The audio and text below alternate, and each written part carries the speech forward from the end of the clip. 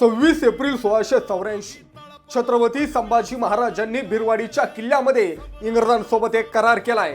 या करारात शेवटचं कलम होतं, स्वराज्याच्या हद्दीतील कोणी मनुष्य मात्र गुलाम म्हणून किंवा धर्मांतर करून ख्रिस्त करण्यासाठी इंग्रजांना विकत घेण्यावर निर्बंध।